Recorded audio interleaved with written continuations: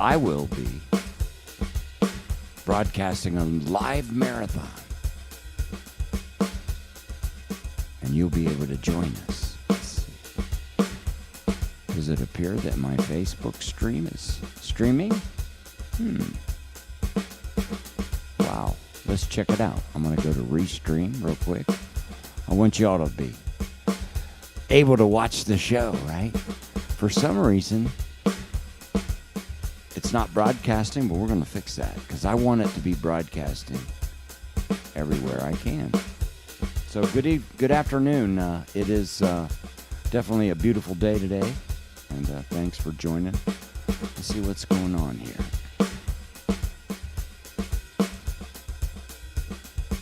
Says it's online. Let me refresh again. Okay, come on. There we are. I wanted to make sure I could see all my friends because, as you know, this show is important to me in terms of answering your questions about learning music and doing shop talk stuff, fun stuff. So thanks for joining. And as you know, the best things in life are free.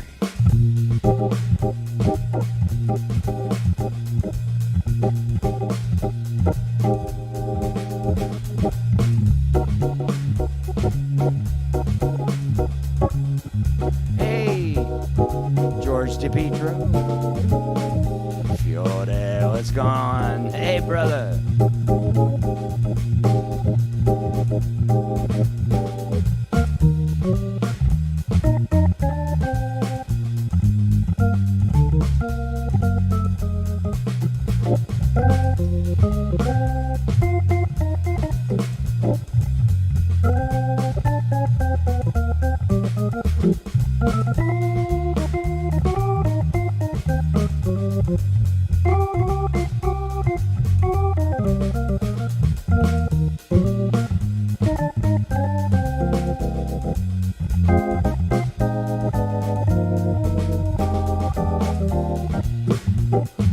How you all doing? I hope you're ready for the holidays, huh? They're coming fast. So you saw that on Christmas Eve, I'm going to do another marathon. And I want to take time because it's important to me to raise money for helping other people. And on that day, on Christmas Eve day, I'll broadcast for 12 hours with all my friends. They'll be visiting us from around the globe, entertaining, sending greetings and videos. So I hope you can join on that day. Stop by and donate if you can to. Whoops. I had to remember where I am in the song. Here I am. So, hope you can stop by, okay? All right, here we go.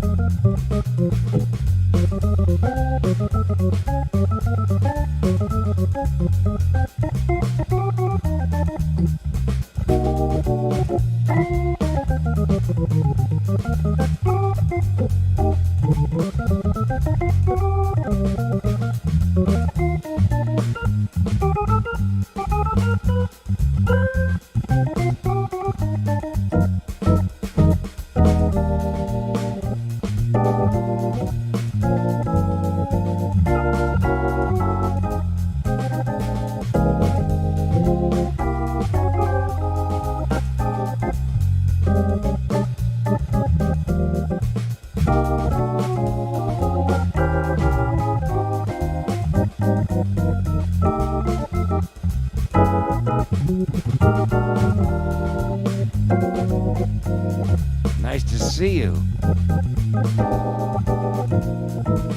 How about...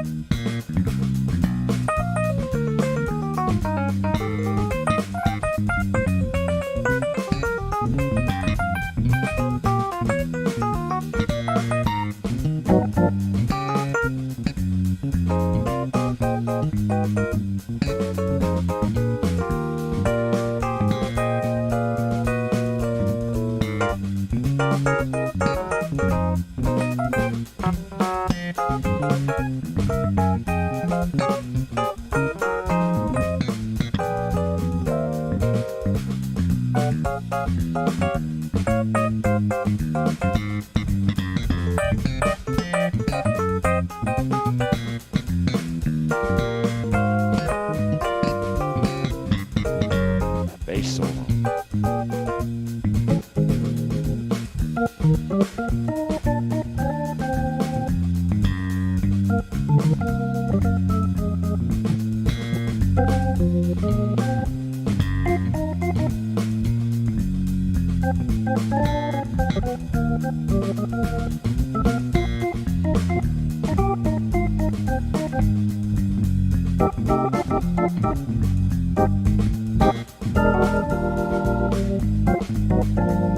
Hey guys.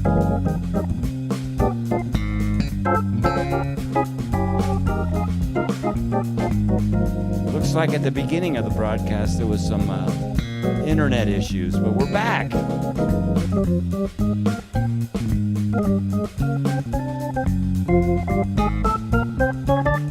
Ba-doo, ba-ba-doo, ba.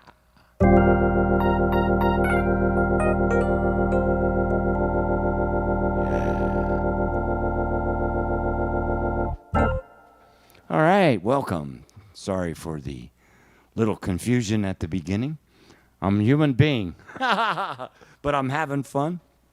And each week I try to broadcast on different channels. The service that I use allows me to use two Facebook channels, my Tony Monaco musician page, and then I could either broadcast on my personal Tony Monaco Facebook page or my students and friends. So for the ones that are my friends on my Tony Monaco Facebook page, hey, welcome. Sorry I missed you last week. I was over at the other place. And by the way, if you feel like joining so you don't miss the show every week, it's free. It's a Facebook group, and it's where a lot of organ players and students and friends of mine hang together, and we talk about music. So every other week I broadcast on that channel, but on this week I'm broadcasting on my standard channel. Hi, Pete. Dr. Davis is in the house. Randall, Samuel, Fiore, George, how are you all doing? These are all fine students of music, and I appreciate having you on my show. God bless you. As you know, I do this because I love to teach, and I do it as a service because for 50 years as a professional musician, music has given me more than I could ever give back. And I feel like if I can get someone excited about playing music, then I've done my service back. And so that's why I'm here, to get you excited about playing music. And as you can tell, I'm very excited because music to me is my whole life. If you go to my website, b3monaco.com, you will be able to visit the show link called Shop Talk. And when you visit that link, down at the bottom, I've already placed the video for the sequel to today's lesson. And therefore, you could go there if you want to schedule a lesson with me.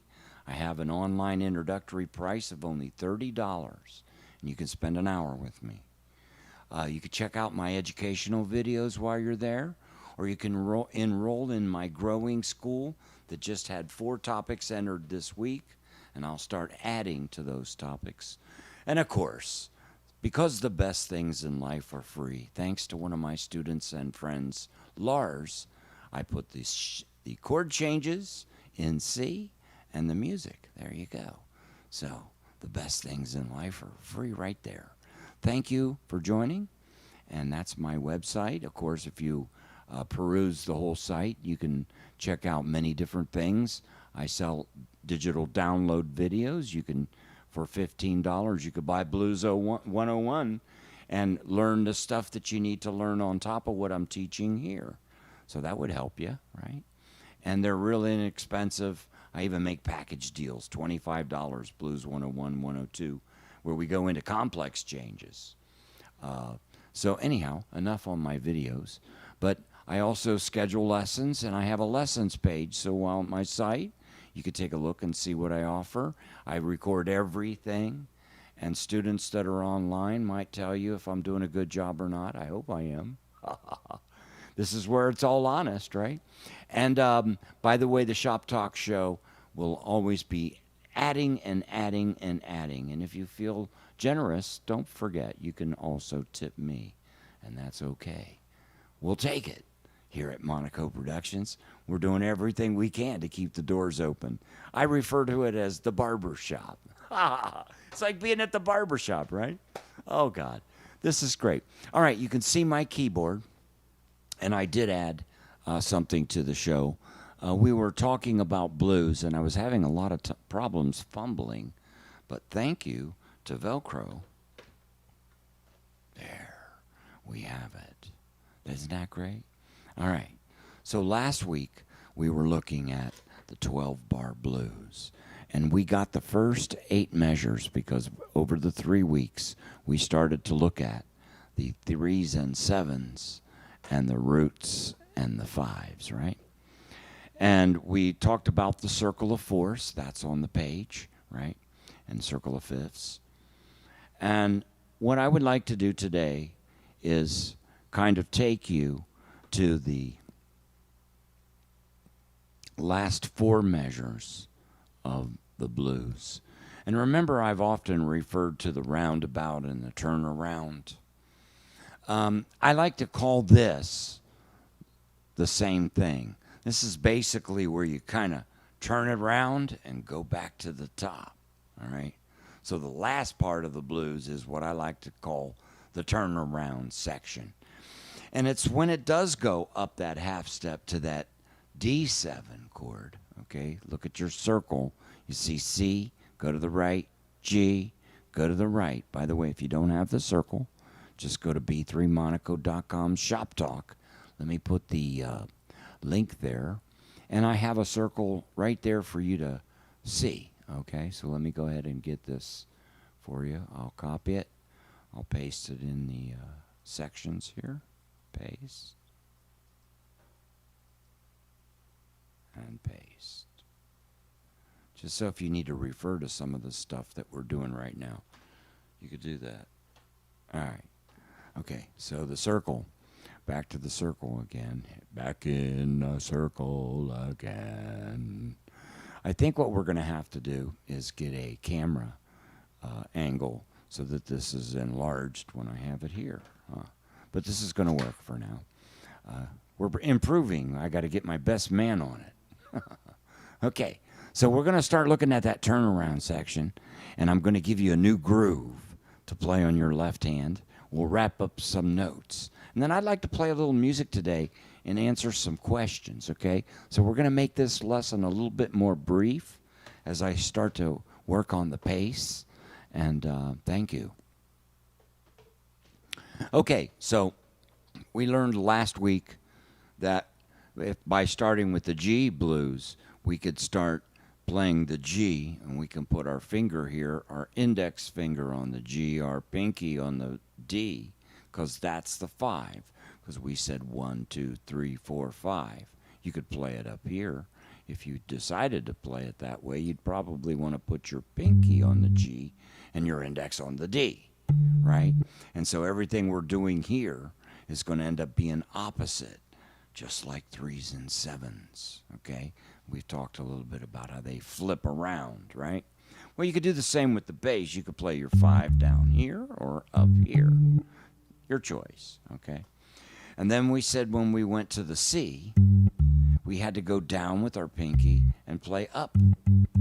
This time, see, it flipped. We're going up. We were going down first. Now we're going up, right? Let's do it the other way, just for fun. So we'd be playing 1, 5, 1, 5, 1, 5. We'd have to come down to C with our index and play down. So if you start going up, the next chord's going to go down. And the reason why you want to do it that way is so that you could keep your hand in the same area. Just remember that.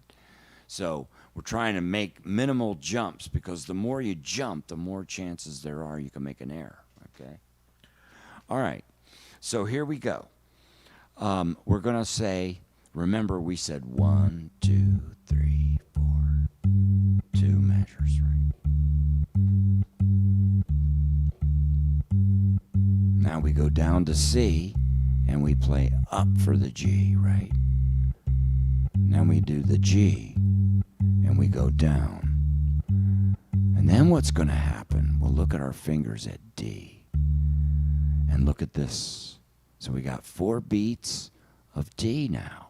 What is the 5 of D? 1. Look at the circle first and notice that D has 2 sharps. F sharp and C sharp. That's where C is. C sharp. F sharp. So you have to play these. 1, 2, 3, 4, 5. Ah, it's A. Okay, so when we play the 5 here, since we're going up. Now, do you want to put your thumb here? That's fine too. If it works best for you to play it that way. I switch fingering all the time depending where I'm going, where I'm coming from. So fingering is good when you're just playing one scale, but when you're playing 3 scales in one pass, fingering ends up being whatever it needs to be to make the next passage. And you work those out and you're practicing. So the suggested fingering that you see for the scales is correct if you're going to stay on one scale, right?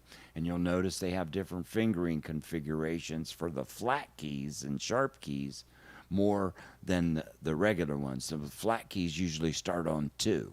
And that's an ergonomic way because of these jumps. You see these jumps here, right? So there's a method to the madness. So when we go to this one, we're going to say D, D, A. Then look at this, D and C.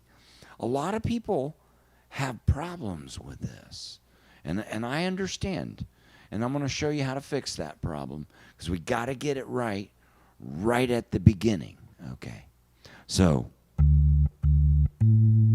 can you see that D is 1 whole step?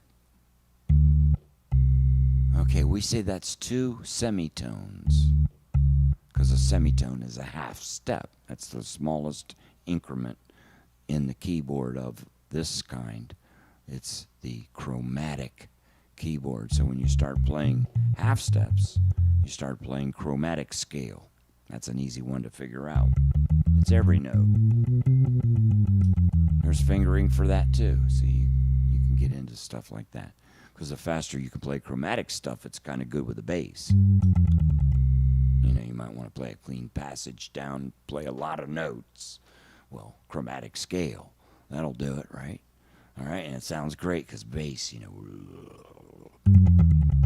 Whoa, that sounds wicked, right? It's just chromatic scale.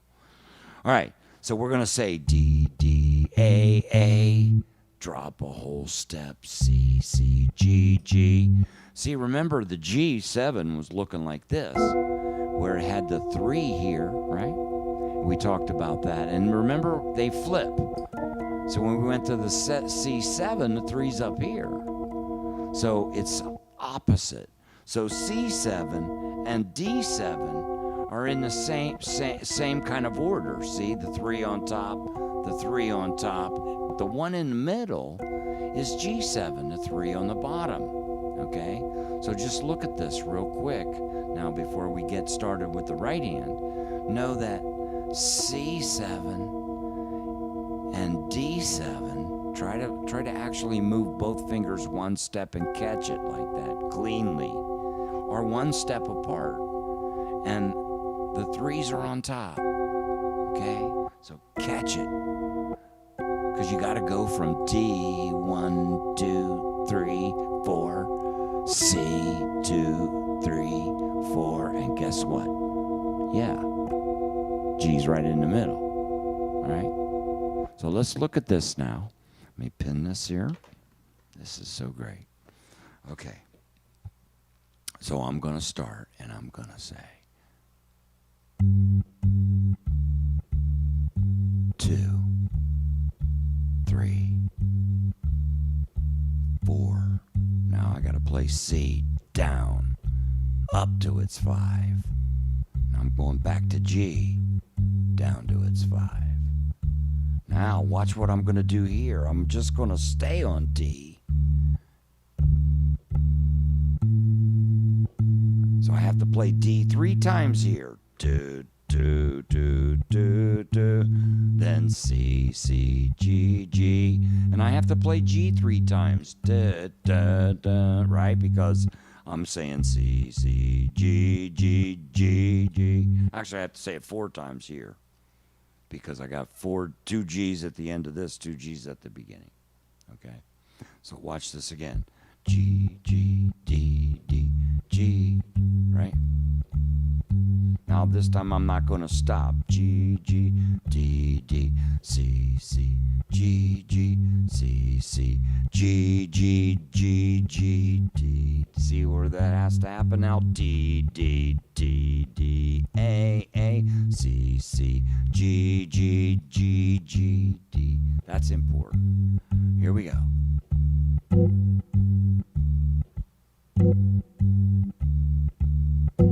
Right, hit on the downbeat now. Everything goes down on the right hand. Bass goes up. Right, up, down now with the bass. Now we're gonna go up, down, a whole step in between. Okay, so let's just play that passage real slow now that you've seen how it all works together so that we can get it because it's new. All right, so when we're playing the G right here,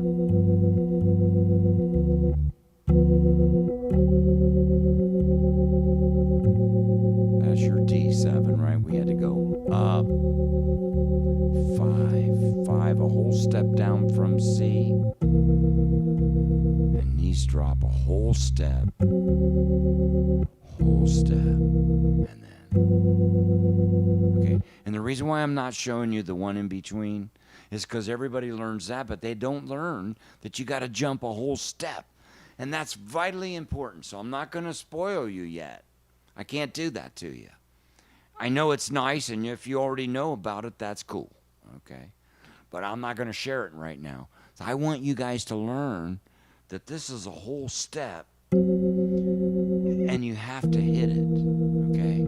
You have to get it, because this happens a billion times if you're going to play blues. So, and if it's up here, right, or if you play it, then you got to drop a whole step and the G's in between. All right, we got that, okay? Now remember, when you're at the D, you only got 4 beats, so doing a whole lot of that down-up stuff is not cool, right? You don't have enough time. You could say, right? So, down, down, okay, so. And when you do that, now you can start to do that. You can start to take both fingers, okay? And watch this. Since this is a whole step, okay? Now you can go half step, okay? Now that is the passing way using approach. But I want you to first learn it the first way before you do this. Even though I promised I wasn't going to say, it's an approach for your right hand.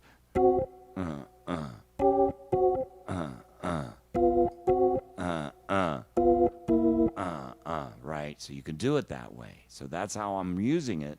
So can we do that with that bass? We'd say 1 1 5 5 1 1 5 5, or we could say 1 1 5 half step. That's when you do this, and then back up. Got it? Hey, what's going on, Reggie? Good morning. Good to see you. What's going on? Hey, we got it going on. Cards. I'm a deck of cards, you know. So there you go. All right, so I promised I would show you something really cool. So it's called the Chicken Shack. So I thought we would groove with the Chicken Shack. And the way that bass line works, is it actually doubles the notes. So instead of going 1, 2, 3, 4, 1, 2, 3, 4, we do 1, 5, 1, 5, 1, 5, 1, 5, 1, 2. So actually you play 2 notes for every beat. So you're going to have to play 8 notes now instead of 1, 2, 3, 4. You play 1, 2, 3, 4, 5, 6, 7, 8, 1, 2, 3. And you play long, short, long, short, long, short, long, short, long, short.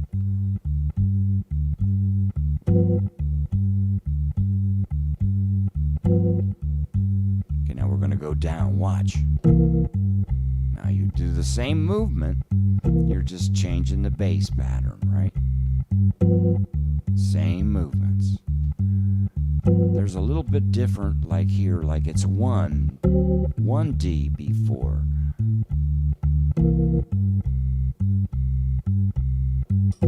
To 1 G before. Okay, here we go.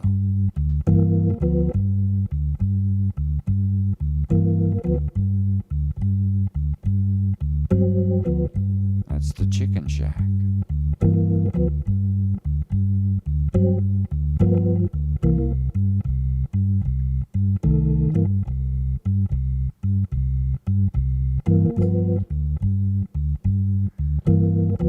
Yeah. 5, 4, 1. Notice I didn't do the half step. Okay, keep it going. So remember last week I said you could play G, B flat, C, D, F, G while you're in G. That is actually a major pentatonic scale, even though I gave you numbers, right? That's a major pentatonic scale for B flat major. Why B flat major? Because it plays this note up here as like one of those, remember, fun tones that we talked about that you could add that makes colors? Well, if you look at the B flat major, okay, on your circle, it's 2 to the left, okay? It's got 2 flats. But we're not going to play the 4th because the formula for the penta, 1, 2, 3, 5, 6. We use that with the G blues scale, with the G blues 7, so that it adds spice. But remember that this note is a color because we have this note. So you can add that too.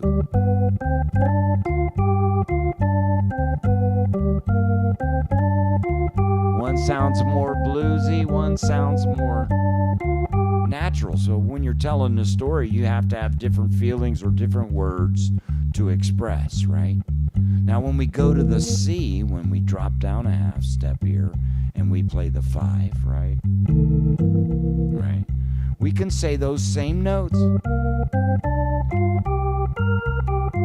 Except guess what? Now that's not going to sound as good, right? So while you're seeing C7, I advise you to not use that note. I mean, not use that note because, but you could also add.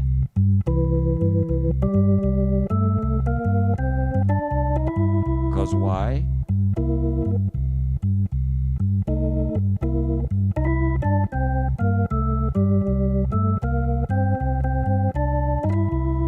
So there you go. And then we're going to start at it now. 1, 2, 3, 4. 2, 3. Now we're going to go to the 4. Down.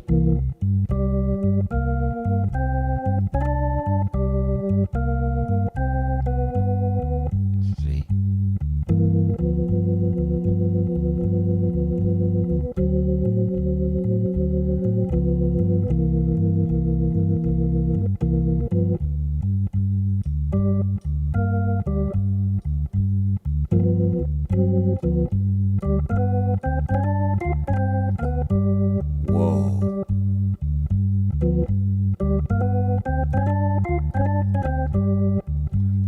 going to be very hard. Most of you won't be able to play both hands, but you will eventually. Okay, so if this doesn't work, we're going to go to a next method. Quarter notes and just the roots. So I'm just telling a story, okay? Now I'll let you tell a story for a while. Go ahead.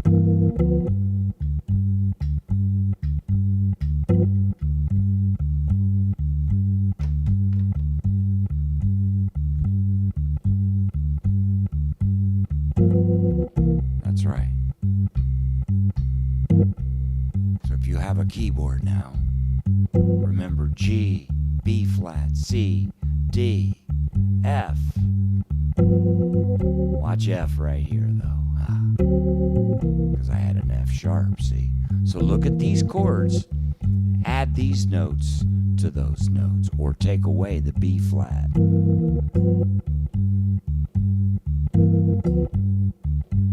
For G, add E for C. How about F sharp for D, right? Now down. See?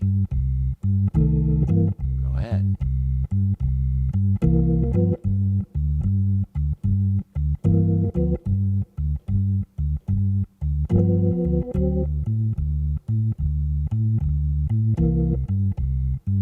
Hey, Paul.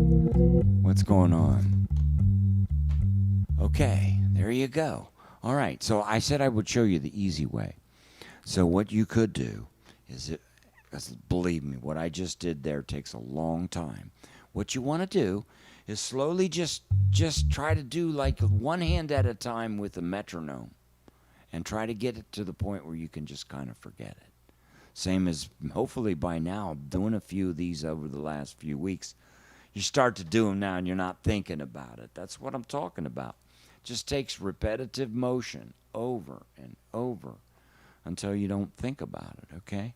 So does anybody have any questions so far on what we covered? I'd like to give my audience a chance to ask questions. If you're watching a rerun, don't be afraid to go ahead and send me a note. You could send it to b3monaco@aol.com. That's my email address. Let me...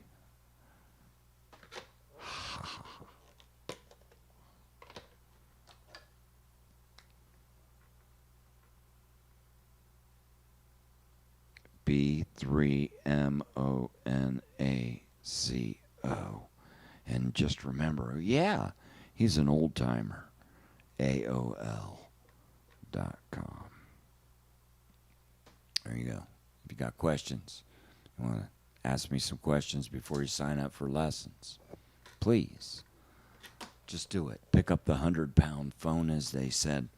And my students are here, I'll tell you. I'm very approachable. I'm still a student.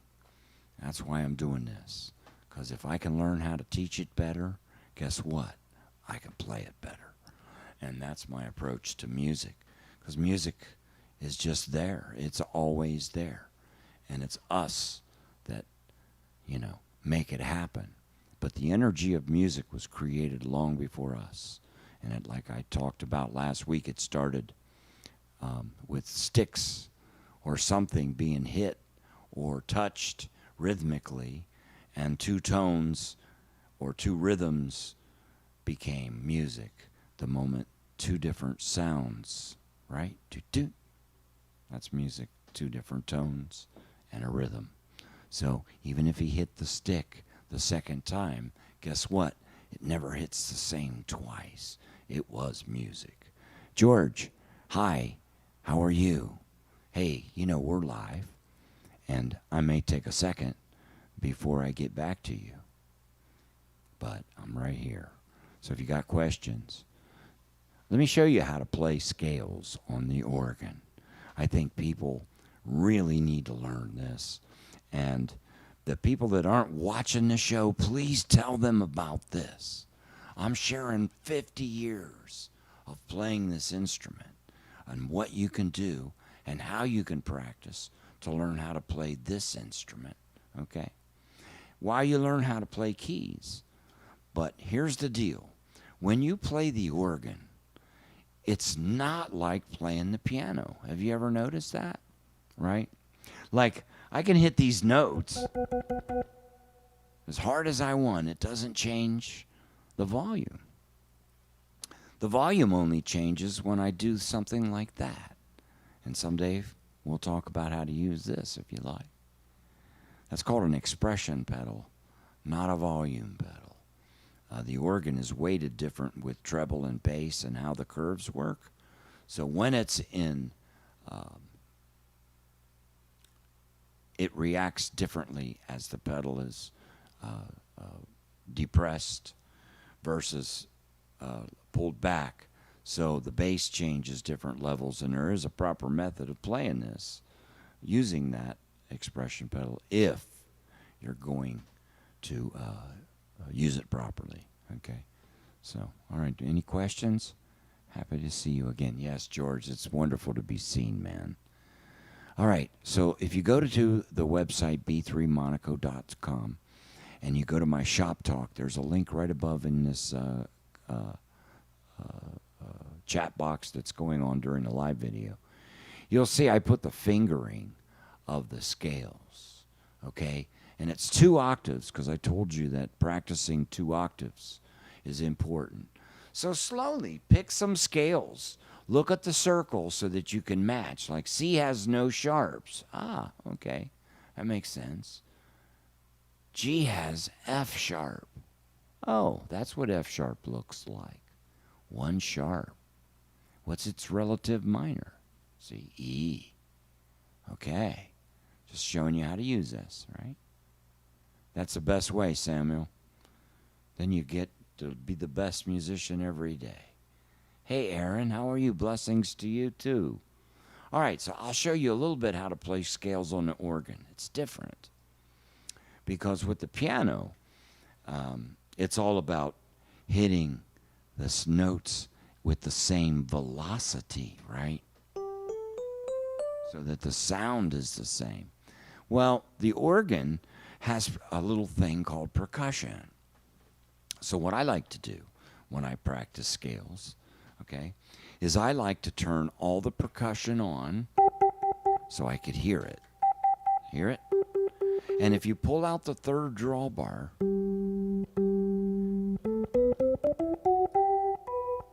see, if I pull out the 4th, it matches. But I want to pull out the 3rd so I hear a little different. Hear the percussion? Okay, now before I show you how to play the scales, I want to show you 3 different methods of what you want to do when you play the scale and why you want to play it this way.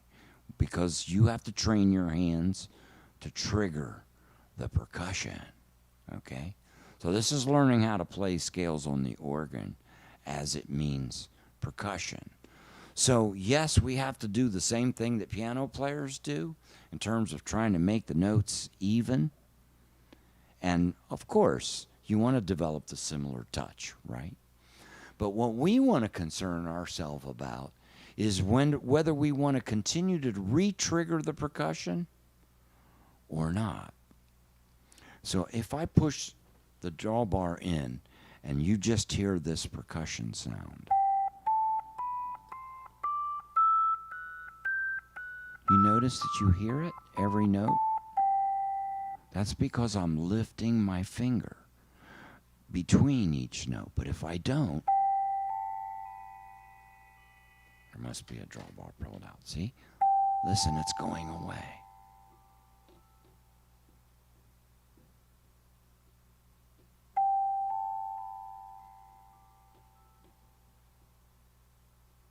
Sometimes I want to play melodies where I don't want to hear the percussion. So I have to make it decay first by holding a note down in my hand. And then I've always got to have one of my fingers down, or the percussion will re-trigger, because if I accidentally let my hand go, it's reset. You see? So by pulling this drawbar, you could hear the 2. And by putting a little bit of chorus, C3 chorus, it's even nicer, because if you hear shimmer, you hear the organ. If you hear no shimmer, It's the percussion, because the percussion does not go through the vibrato. So it's plain, it's just clean. Little shimmer. Hear it? All right, here we go. So how do we play a scale? Notice the C scale says fingering for 2 octaves on the right hand. Let's just look at the right hand since we're talking about percussion. It says 1, 2, 3. 1, 2, 3, 4. 1, 2, 3. 1, 2, 3, 4, 5. All right. When you're going up, we take our thumb and go under and shift our hands. When we come down, we put our 3rd finger over. We put our 4th finger over. We put our 3rd finger over. And we don't make that much motion or you'll be late for your own date. All right? You got to keep your hands close and you got to know your movement. So when we play the scale in concern in not concern with the percussion, I'll play it down here. We'll just say evenly, right? 1, 2, 3, 1, 2, 3, 4, 1, 2, 3, 1, 2, 3, 4, 5, 4, 3, 2, 1, over 3, 2, 1, 4, 3, 2, 3, 2, 1. See? Notice that each one of those notes was even. So that's more important than speed. Speed comes, and I'll tell you why you shouldn't try to force it. Think about some of the tasks that you do every day. For example, now, just think about checking what's up on Facebook. Do you literally think about every step that you do, or do you just grab your phone and do it? Right? Well, that's what we got to do.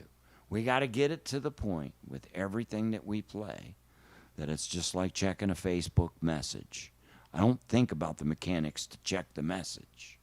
I just check the message. All right? So how do you get that?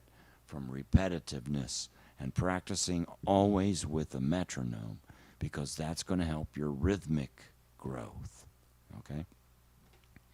For reasons of this explanation, I'm not using it because I need to talk to you and think about what I'm saying too. So here's what's happening then. So if I can hear this percussion, then I should be able to play this scale and hear it every time and make them even. And this is harder to do than you think. See, I get a little weird right there, right? I gotta get it better.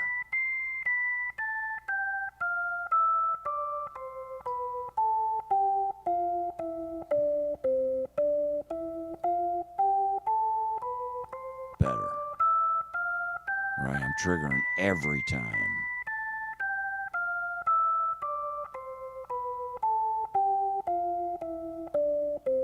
That's your first order. The second order is to trigger it on the first note and not trigger it any other note. So that means that you have to play very legato and release the previous note after. See, you don't hear the bell of the percussion unless I let my hand go. This is important because if I want to say a melody that's maybe chordal or linear, but I don't want you to hear that bell, I'll do it that way.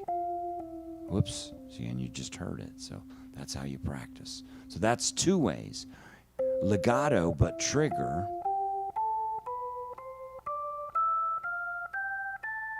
And if you don't have percussion, you can practice these methods anyhow, because you have control then of your language, right? Now, no trigger. Keep the last one down before you let the other one go. See, it won't trigger.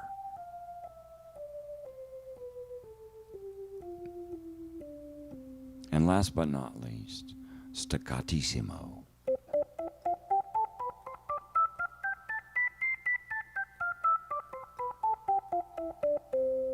Okay.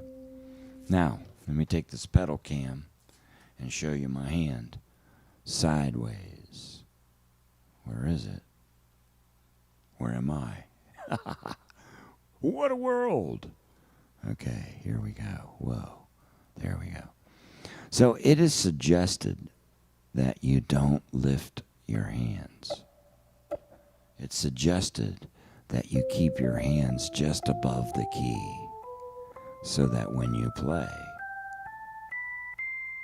your hand doesn't have to make a lot of motion. You get better accuracy. So keep your hand close to the keyboard and follow the fingering guide. Speed will come.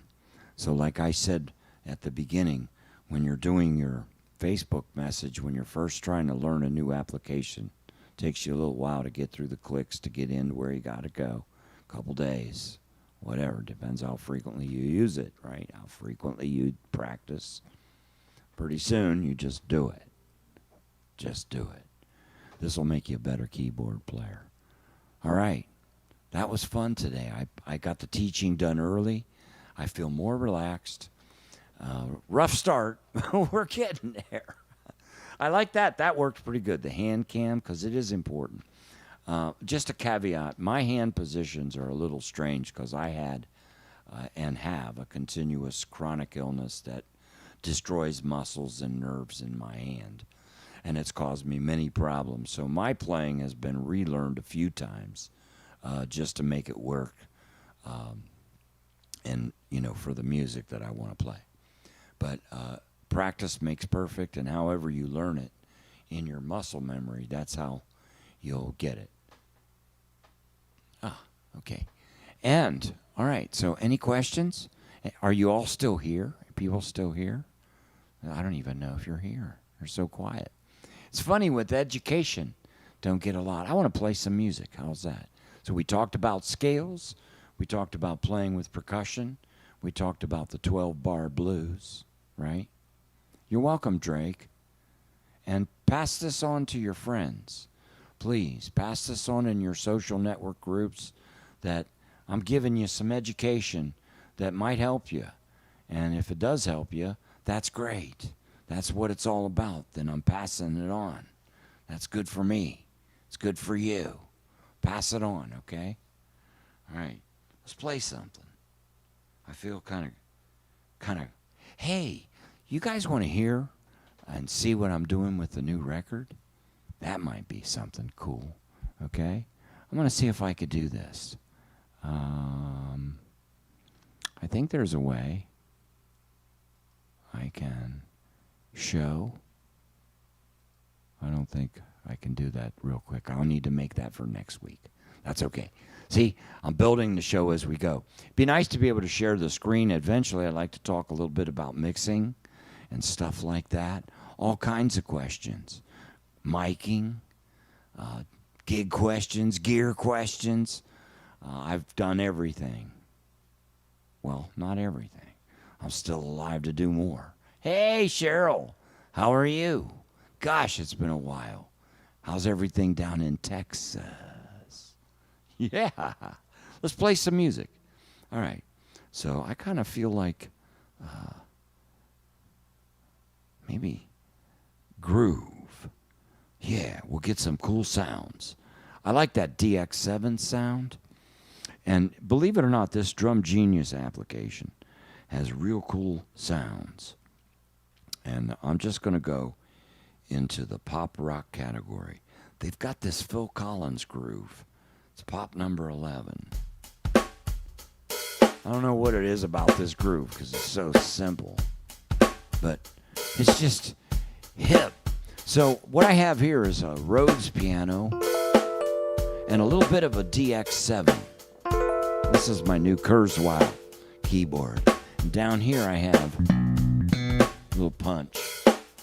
So the way these slap basses work is they're velocity sensitive.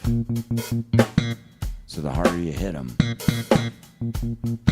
Now, this angle's a little rough on me, so bear with me. I might slap more than I wish.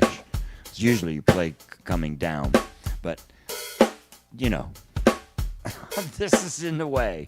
I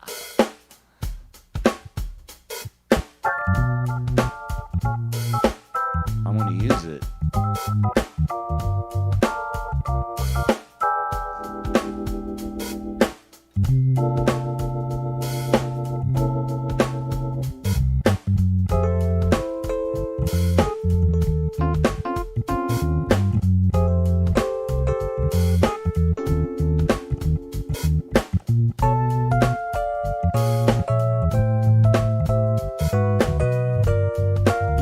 Slap bass and pedals.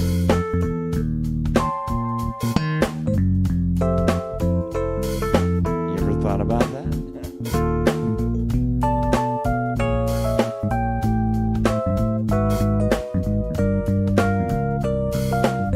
How about a little fast Leslie?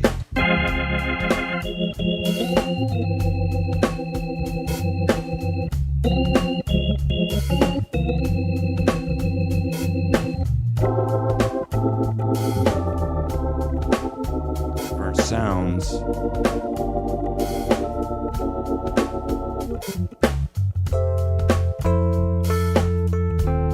I like sometimes the organ bass better. It's fat.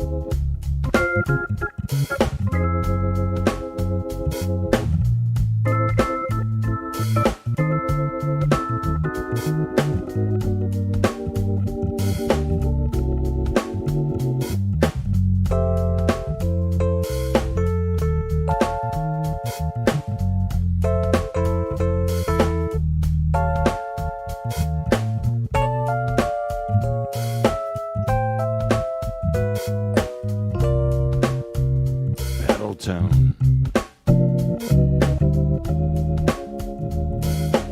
So pedal toning is when you hold a 5 bass, right? I'm holding a 5 of F, right? And I'm holding a G minor, the 2 of F. There's G minor, see G minor 7 over C. If you look up on YouTube on my channel, you'll see I talk about suspensions. See, they kind of just float in the air. They're suspended. And because they're minor, you can go up a minor third.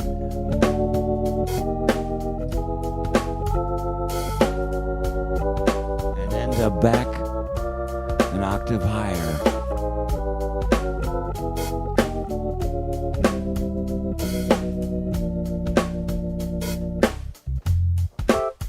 See? All right. Happy practicing. I hope I get some new students. Sign up for a lesson. Buy some videos. Whatever. It all helps me help you. God bless you. Thank you and have a good day, okay? We'll see you later. And don't forget, I need volunteers to help me perform 12 hours on Christmas Eve day from noon to midnight as we try to raise money to help kids with child cancer. And their parents should never have to pay. And this